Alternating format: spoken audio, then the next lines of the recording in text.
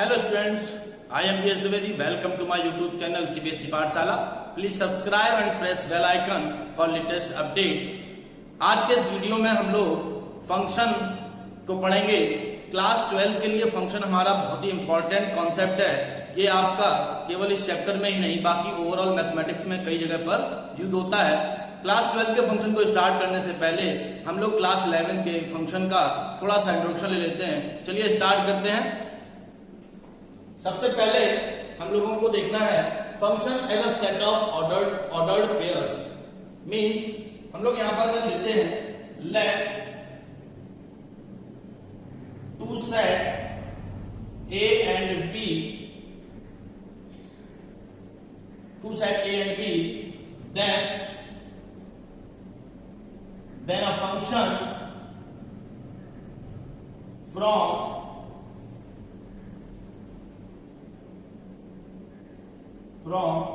f a to b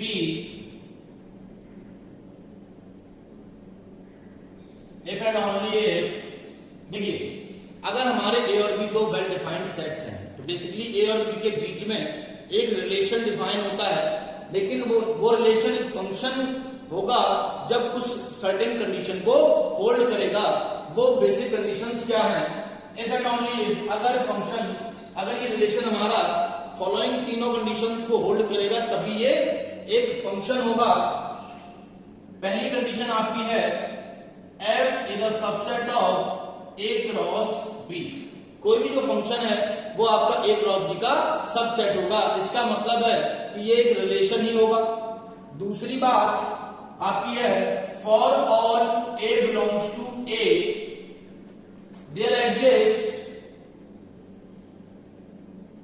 exists b belongs to b such that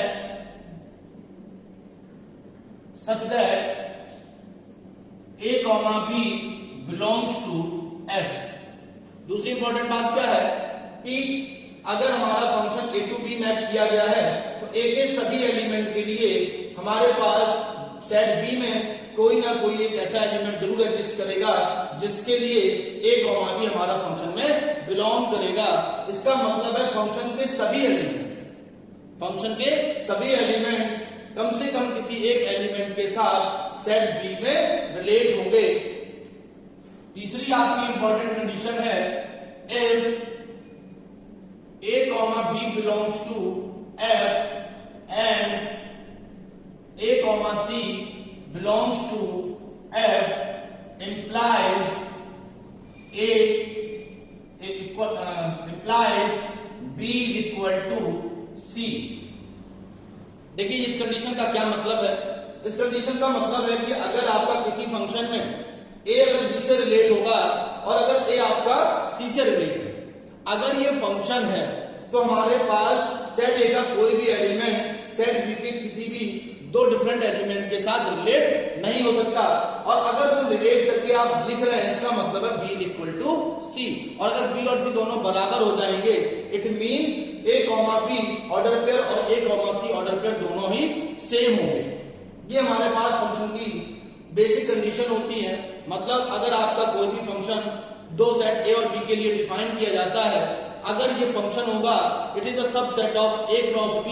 and second condition आपकी है for all element of A belongs to set B there exists at least one element B belongs to set B such that A related to B, A comma B belongs to F. तीसरी आपकी important condition है if A comma B belongs to F and A comma C belongs to F implies B is equal to C. A आपका unique element के साथ ही relate होगा. ए आपका दो different element के साथ रिलेट नहीं हो सकता. ये बहुत ही मोस्ट इंपॉर्टेंट कंडीशन है. एक एग्जांपल देखते हैं हम लोग. मैंने एक सेट ए लिया 1, 2, 3 और एक सेट मैंने बी लिया मान लेते हैं 4, 5, 6. मैंने एक फंक्शन लिखा है उस पे सेट ऑफ ऑर्डर्ड पेयर में लिखते हैं. मैंने 1 को सपोज 4 से रिलेट कराया, मैंने 2 को सपोज 5 से रिलेट कराया और 3 को मैंने 5 से रिलेट कराया. देखिए क्या ये फंक्शन होगा 1 is related to 4, 2 is related to 5 and 3 is related to F। तो हमें यहाँ पर पहली कंडीशन ये देखनी होगी, क्या ये तीनों एलिमेंट तीनों ऑर्डर पेयर आपके A क्रॉस B में बिलोंग करेंगे। ऑब्वियसली आप जानते हैं कि तीनों ऑर्डर पेयर आपके 1, 1, 4, 2, 5, 3, 5 ये सारे एलिमेंट आपके जो पहले आपके एलिमेंट आ रहे हैं वो आपके A में आ रहे हैं और सेकंड जो एलिमेंट आपके वो B में आ रहे हैं। इसका मतलब है ये तीनों ऑर्डर पेयर आपके A क्रॉस B में बिलोंग करेंगे। अब हम लोग यहाँ पर दूसरी कंडीशन देखते हैं। दूसरी कंडीशन आपकी है, क्या A के सभी एलिमेंट B के किसी कम से कम किसी एक एलिमेंट के साथ रिलेट हैं। तो हमने देखा कि 1 आपका 4 से रिलेट है, 2 आपका 5 से रिलेट है, 3 आपका 5 से रिलेट है। इसका मतलब है कि सेकंड वाली कंडीशन भी होल्ड हो रही है, सेट A के सभी एलिमेंट सेट B के किसी ना किसी एक एलिमेंट के साथ रिलेट हैं। तीसरी आपकी कंडीशन आपको देखनी है कि तीसरी कंडीशन क्या है आपकी, A equal to B and A equal to C। क्या इस फंक्शन में कोई भी दो ऐसे ऑर्डर पेयर हैं जिनका फर्स्ट एलिमेंट सेम है। तो ऐसे कोई भी दो ऑर्डर पेयर नहीं है जिसका फर्स्ट एलिमेंट सेम है। इसका मतलब ये एक फंक्शन होगा, इज अ फंक्शन। ठीक है, दूसरा एग्जांपल हम लोग लेते हैं। मैंने एक दूसरा एग्जांपल लिया, मैंने इसमें क्या किया है, 1,4 रिलेट कराया, 2,5 रिलेट कराया और 3,6 रिलेट कराया। एक और एग्जांपल लेते हैं साथ में। मैंने 1 को 4 से रिलेट कराया है और 2 को 5 से रिलेट कराया है। तीसरा आपका है, मैंने 1 को 4 से रिलेट कराया है, मैंने 2 को 5 से रिलेट कराया है और मैंने 2 को 3 से रिलेट कराया है, 2 को 4 से रिलेट कराया है। जरा देखते हैं एग्जांपल्स को ध्यान से। पहला जो आपका ये मान लीजिए आपका f1 फंक्शन था, ये आपका f2 है, ये आपका f3 है और ये आपका मान लेते हैं f4 फंक्शन है। f2 फंक्शन में देखते हैं 1, 4, 2, 5, 3, 6। क्या ये तीनों ऑर्डर पेयर आपके A क्रॉस B में बिलोंग करेंगे? बिल्कुल नहीं करेंगे, क्योंकि 6 हमारा B में बिलोंग 1, 4, 2, 5, 2, 5 and 3, 6। सॉरी, ये 1, 2, 3 ये तीनों एलिमेंट आपके A में आ रहे हैं, 4, 5, 6 ये भी आपके तीनों एलिमेंट B में आ रहे हैं। अब दूसरी कंडीशन देखते हैं, ये तीनों ऑर्डर पेयर आपके A क्रॉस B में बिलोंग करेंगे। अब दूसरी कंडीशन हम लोग देखते हैं, क्या A के सभी एलिमेंट आपके सेट B के एटलीस्ट किसी एक एलिमेंट के साथ रिलेट हो रहे हैं। तो मैंने देखा 1 भी रिलेट हो रहा है, 2 भी रिलेट हो रहा है, 3 भी रिलेट हो रहा है। इसका मतलब है कि A के सभी एलिमेंट आपके रिलेट हो रहे हैं। तीसरी कंडीशन आपकी क्या है कि क्या कोई भी ऐसे दो ऑर्डर पेयर आपके हैं जिनमें फर्स्ट एलिमेंट सेम है। ऐसा कोई भी ऑर्डर पेयर नहीं है जिसमें हमारा फर्स्ट एलिमेंट सेम हो। इसका मतलब है ये भी आपका एक फंक्शन हो जाएगा। दूसरी बात आपकी है, तीसरा फंक्शन हमारा है, इसको जरा हम लोग देखते हैं 1, 4 and 2, 5। 1, 4 and 2, 5। मैंने इस फंक्शन में ये दो ऑर्डर पेयर लिए हैं। क्या ये वाला हमारा जो रिलेशन है, एक तरह से रिलेशन ही बोलना चाहिए इसको, पहले से फंक्शन हम नहीं बोल सकते। ये हमारा अगर रिलेशन है, क्या ये फंक्शन होगा? तो हम लोग देखते हैं 1, 4, 2, 5 A क्रॉस B में बिलोंग करेंगे। 1, 4 1 और 2 दोनों A में बिलोंग कर रहे हैं, 4 और 5 दोनों B में बिलोंग कर रहे हैं। इसका मतलब है सेकंड वाला जो हमारा f3 जो रिलेशन है, ये आपका ये जो आपका है ये subset of A cross B होगा। लेकिन जब हम लोग सेकंड कंडीशन अप्लाई करेंगे, सेकंड कंडीशन क्या है आपकी कि A के सभी एलिमेंट आपके रिलेट होने चाहिए। तो यहाँ पर 1 रिलेट हो रहा है, 2 रिलेट हो रहा है, बट 3 रिलेट आपका नहीं हो रहा है। इसका मतलब ये आपका फंक्शन नहीं होगा, इज नॉट अ फंक्शन। क्यों फंक्शन नहीं होगा ये बताइए जरा। 3 belongs to A but 3 is not related to any element in set B। F4 देखते हैं। F4 में अगर हम लोगों ने यहां पर देखा 1, 4, 2, 5, 2, 4, ये मैंने 3 ऑर्डर पर लिए हुए हैं।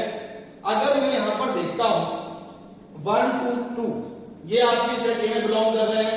मैंने यहां पर देखा कि 4, 5, 4 ये भी आपका बी में बिलोंग कर रहा है। इसका मतलब ये तीनों ऑर्डर पर आपके ए क्रॉस बी में बिलोंग करेंगे। पहली कंडीशन तो सेटिस्फाई हो जाएगी। दूसरी कंडीशन की बात करते हैं। दूसरी कंडीशन की बात अगर हम लोग यहां पर करें, दूसरी कंडीशन में ए में हमारा 1 बिलोंग कर रहा है, 1 रिलेट हो रहा है, 2 बिलोंग कर रहा है, 2 रिलेट हो रहा है, और 3 बिलोंग कर रहा है, 3 रिलेट नहीं हो रहा है। चलिए इस क्वेश्चन को थोड़ा सा और अच्छा कर लेते हैं। इसमें हम एक पार्ट और ऐड कर लेते हैं। 3, 5, 3, 5 भी आपका ए क्रॉस बी का ही एक ऑर्डर पेयर होगा। अब हम लोग यहाँ पर अगर बात करें 3 हमारा 5 से रिलेट हो रहा है, बिल्कुल यहाँ 3 भी 5 से रिलेट हो रहा है, तो सेकंड कंडीशन भी आपकी होल्ड कर जाएगी। ए के सभी एलिमेंट किसी न किसी एलिमेंट के साथ रिलेट हो रहे हैं। अब हम लोग यहाँ पर तीसरी कंडीशन की बात करते हैं। तीसरी कंडीशन आपकी क्या है? किसी भी फंक्शन में a, बी और a, सी इस तरह के कोई दो ऑर्डर पेयर नहीं होने चाहिए। अगर है भी तो उनके सेकंड एलिमेंट बराबर होंगे। क्या हम लोग F4 कंडीशन में देखते हैं। F4 कंडीशन में आपका जो 2, 5 है और 2, 4 है, ये दोनों आपके ऑर्डर पर रहते हैं। इनका फर्स्ट एलिमेंट सेम है। इसका मतलब 2, 5 से भी रिलेट हो रहा है और 2, 4 से भी रिलेट हो रहा है। इसका मतलब है ये फंक्शन नहीं होगा। Is not a function, is not a function to related to 5 and 2 related to 4। हमारा यहां पर सेट ए का कोई भी एलिमेंट सेट बी के दो डिफरेंट एलिमेंट से रिलेट नहीं हो सकता। आपको यहां तक बात क्लियर हो गई होगी। अगला क्वेश्चन देखते हैं हम लोग। नेक्स्ट क्वेश्चन में हम लोग अगर यहां पर सीधे मैपिंग की बात करते हैं, मैपिंग की बात कर सकते हैं function as a correspondence.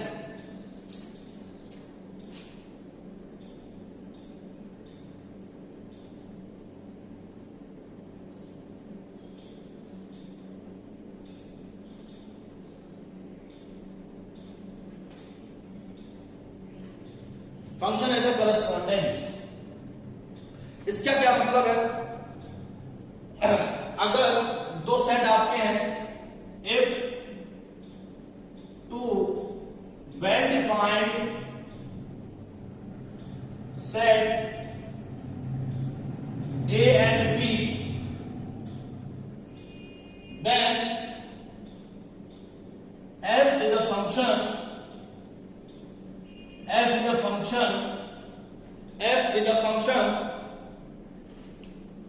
from set A to set B। इसको हम लोग मैपिंग भी बोल सकते हैं, mapping from A to B और map from A to B।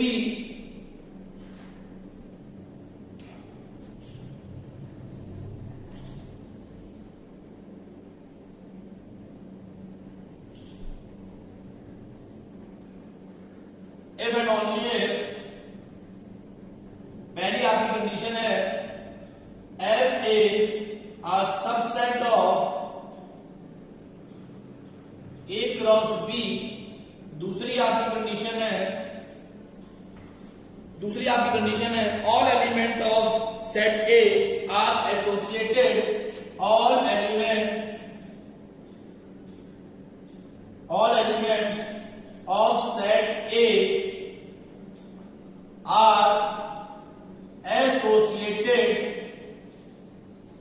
are associated to a unique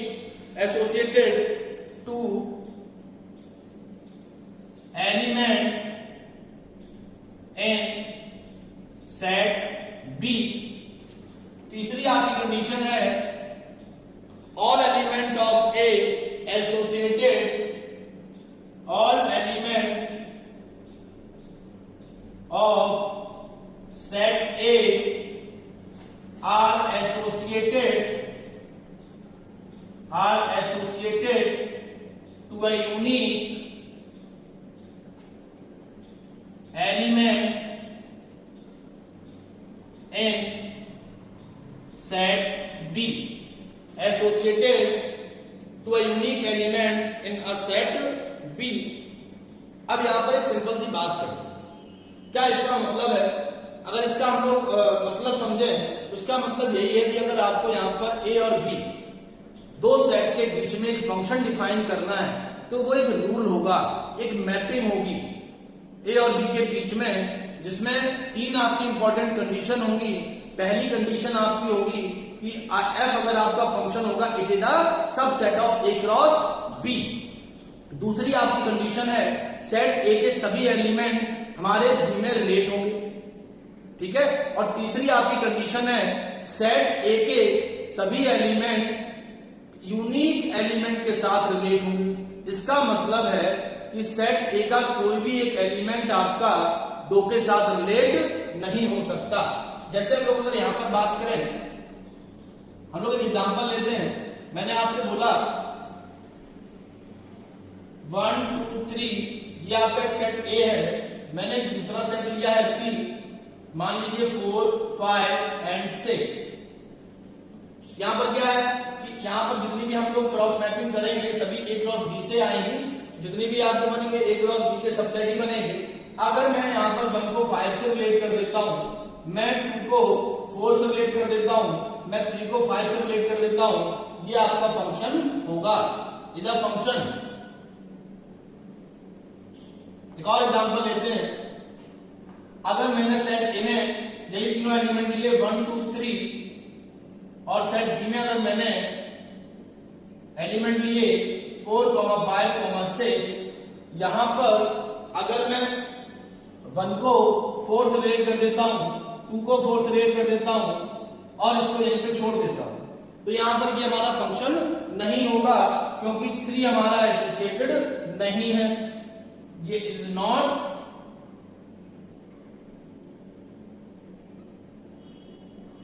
तीसरा एग्जांपल लेते हैं। अगर यहीं पर हम बात करें, एक सेट मैंने A लिया 1 2 3, एक सेट मैंने B लिया 4 5 6। अब अगर मैं यहां पर बात करूं, मैंने 1 को 4 से रिलेट कर दिया, मैंने 2 को 5 से रिलेट कर दिया और मैंने 3 को भी 5 से रिलेट कर दिया और मैंने 2 को 6 से रिलेट कर दिया। अब यहां पर देखते हैं ध्यान से, क्या हमारा 1 4 से रिलेट हो रहा है, 2 5 से रिलेट हो रहा है, 3 5 से रिलेट हो रहा है। बट इंपॉर्टेंट बात क्या है, यहां पर जो इंपॉर्टेंट बात है वो है कि 2 आपका दो एलिमेंट से रिलेट हो रहा है, 2 5 एंड 2 6। 2 हमारा दो डिफरेंट एलिमेंट से रिलेट नहीं हो सकता, तो ये भी हमारा क्या होगा, इज नॉट अ फंक्शन।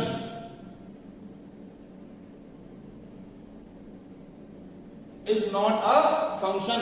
बड़ी आसानी से हम लोग इस बात को पहचान सकते हैं कि हमारा अगर आपको ऑर्डर पेयर दिए गए हैं या आपको दो सेट दिए गए हैं और उन सेट के बीच जैसे रिलेशन में हम लोग पढ़ते थे कि आपको A, B belongs to R दिया है और A और B के बीच में कोई रिलेशन दिया गया है, तो उस रिलेशन को डिफाइन करने के बाद या जनरल हम लोग सेगमेंटर फॉर्म में लिखा होता है, तो वो सेगमेंटर फॉर्म में जो रिलेशन लिखा हुआ है वो फंक्शन होगा कि नहीं होगा, उस केस में हम सिंपल ये तीनों चीजें चेक कर सकते हैं। फंक्शन ऑफ करस्पॉन्डेंस क्लियर है। अब फंक्शन ऑफ करस्पॉन्डेंस या mapping from A to B एक ही बात है। करस्पॉन्डेंस और मैपिंग एक सिनोनिम्स वर्ड है एक दूसरे के, तो यहां पर समझने के बाद कुछ इंपॉर्टेंट रिलेटेड टर्म्स हैं जो हमें मालूम होने चाहिए। अगर आपका एक फंक्शन f, अगर आपका एक function f A to B map किया गया है, f A to B map किया गया है, अगर फंक्शन की डेफिनेशन मैंने दी है suppose y equal to fx, let x comma y belongs to f for all x belongs to A and y belongs to B। अब मैंने यहां पर दो वेरिएबल यूज किए हुए हैं x और y।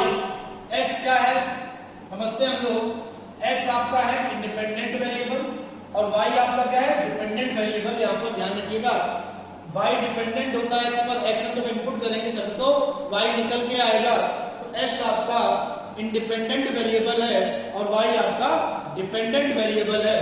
तो यहाँ पर अगर कोई भी एक ऑर्डर पेयर आपका x, y किसी फंक्शन में बिलोंग करता है तो ध्यान रखिएगा यहाँ पर x is pre-image of y. Second thing is y is image of a under f, या इसको हम लोग एक और बात बोल सकते हैं वैल्यू ऑफ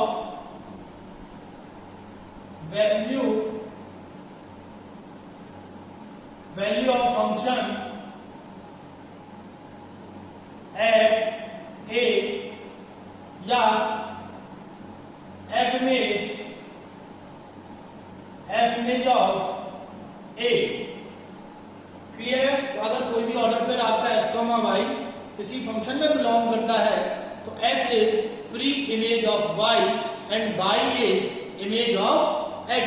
ये टर्म आपको पता होने चाहिए। नेक्स्ट, आपको किसी भी फंक्शन f(a)(b) के लिए तीन टर्म आपको मालूम होने चाहिए। एक है आपका डोमेन। तो डोमेन क्या होता है? डोमेन आपका फंक्शन a(b) अगर डिफाइन किया गया है according to definition of function, it is defined for all element of a। तो जो डिफाइंड पॉइंट होते हैं, collection of all the point where function is defined, तो ये डोमेन आपका होगा। तो डोमेन ऑफ फंक्शन जो आपका हो जाएगा, डोमेन ऑफ फंक्शन ये आपका हो जाएगा set A. Range of function की बात करेंगे यहाँ पर अगर हम लोग, तो रेंज क्या होता है? रेंज हम लोगों ने रिलेशन में पढ़ा हुआ है। अगर किसी रिलेशन में की बात करते हैं a, b अगर बिलोंग्स टू r है, कलेक्शन ऑफ सेकंड एलिमेंट, ये आपका क्या होता है? रेंज होता है। फंक्शन में भी रेंज कुछ इसी तरह का है। अगर हम लोग a to b एक फंक्शन मैप करते हैं, collection of all the images, collection of all the images is called range. तो रेंज आपका क्या हो जाएगा? Collection of all images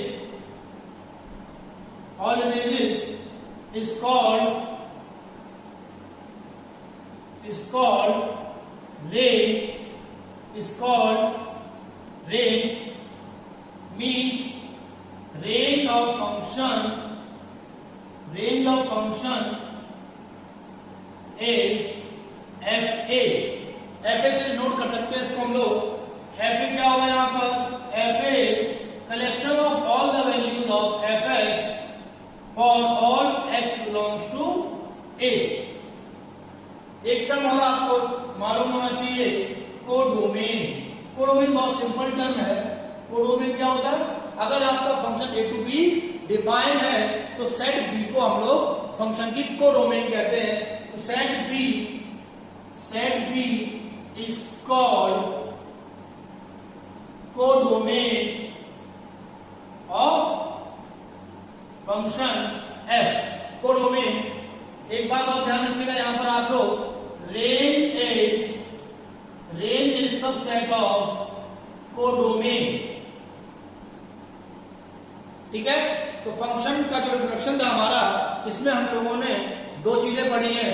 function as ordered pair, अगर आपको सीधे तो सेट दिए गए हैं और उनके ऑर्डर्ड पेयर बनाए जाते हैं तो हम लोग फंक्शन को कैसे पहचानेंगे।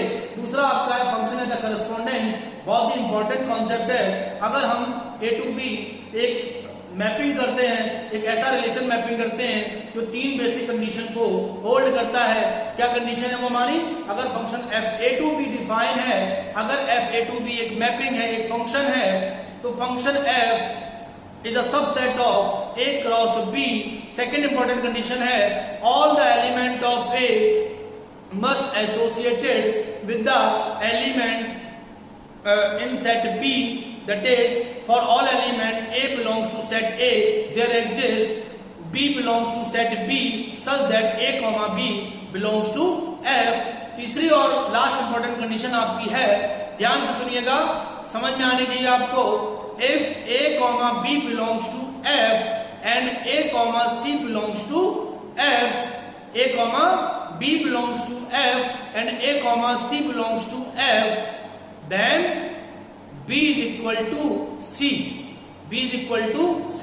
क्यों? क्योंकि किसी भी फंक्शन में एक इनपुट एलिमेंट के लिए दो डिफरेंट इमेज नहीं हो सकती. ये बहुत ही इंपॉर्टेंट है, आपका ध्यान रखना होगा आपको.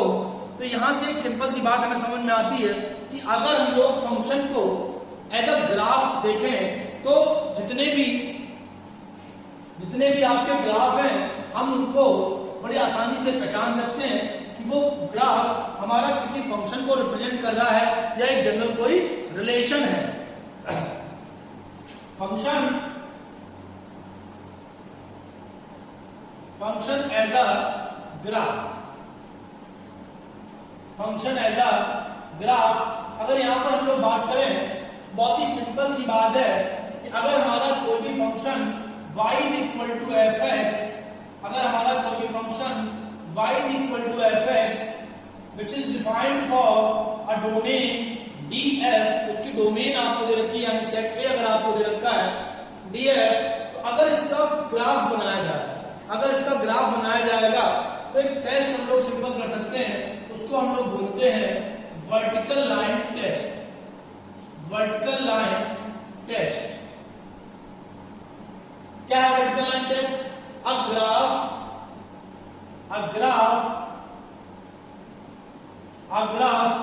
of a function, a graph of a function is intersect by a vertical line exactly once. यानी कि अगर कोई भी ग्राफ किसी फंक्शन को रिप्रेजेंट करता है तो एक वर्टिकल लाइन उस ग्राफ को एग्जैक्टली एक बार कट कर सकती है. अगर कोई भी ग्राफ किसी वर्टिकल लाइन से एक से ज्यादा बार कट करता है तो वो ग्राफ एक फंक्शन नहीं होगा, वो कोई भी एक ऑर्डिनरी रिलेशन होगा या किसी ऑर्डिनरी रिलेशन का कर्व होगा. ध्यान रखिएगा. जैसे एग्जांपल लेते हैं, जैसे मैंने सपोज एक कर्व बनाया यहां पर, देखिए अगर मैं यहां पर एक वर्टिकल लाइन ड्रॉ करता हूं कहीं पर भी, ये एग्जैक्टली एक बार कर्व को कट कर रही है, यानी ये फंक्शन होगा. या हम लोग कोई और ग्राफ बनाते हैं इस तरह से, इसको भी मैंने ऑब्जर्व किया कि अगर वर्टिकल लाइन हम लोग यहां पर ड्रॉ करते हैं कहीं पर भी, तो ये भी ग्राफ को एग्जैक्टली एक बार कट करती है. इसका मतलब है ये भी आपका एक फंक्शन हो जाएगा. लेकिन अगर सपोज हम लोग कुछ इस तरह का कर्व लेते हैं, यहां पर हम लोग ऑब्जर्व करेंगे एक वर्टिकल लाइन इस कर्व को दो पॉइंट पे कट कर रही है. इसका मतलब ये फंक्शन नहीं होगा, इज नॉट अ फंक्शन.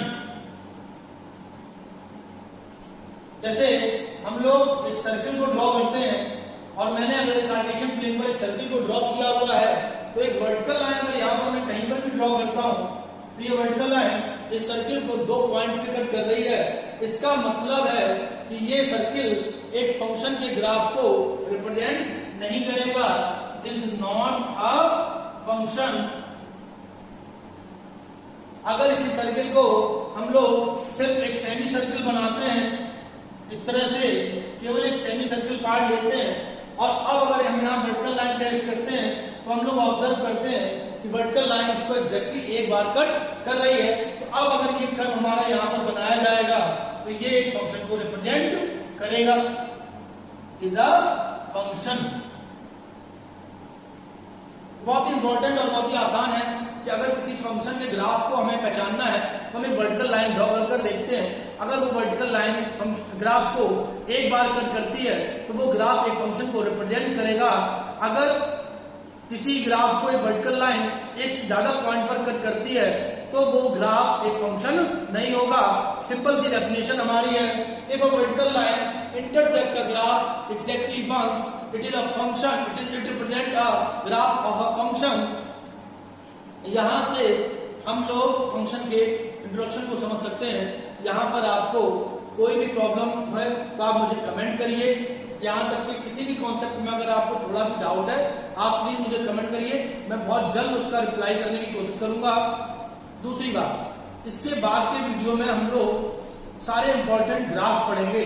तो हो सकता है ग्राफ के आपको 1 या 2 लेक्चर्स मिले, लेकिन वो ग्राफ इतने इंपॉर्टेंट होंगे हमारे लिए, क्योंकि अगर फंक्शन हमें पढ़ना है तो फंक्शन में ग्राफ बहुत जरूरी है, क्योंकि ग्राफ ही एक ऐसी चीज है जो फंक्शन की मुझे ओवरऑल टेंडेंसीज के बारे में एनालिसिस करा सकता है। तो इसलिए आपको ज्यादा से ज्यादा ग्राफ पढ़ना है, क्योंकि जब हम ग्राफ पढ़ते हैं, ग्राफ में हम लोग फंक्शन की डोमेन, रेंज, उसकी टेंडेंसीज के बारे में एनालिसिस कर सकते हैं, उस फंक्शन की टेंडेंसीज कैसी हैं। तो फंक्शन को अच्छे से समझने के लिए हमें उनके ग्राफ बहुत जरूरी है। तो अगले लेक्चर में, अगले वीडियो में हम लोग सारे इंपॉर्टेंट ग्राफ पढ़ेंगे। Thank you very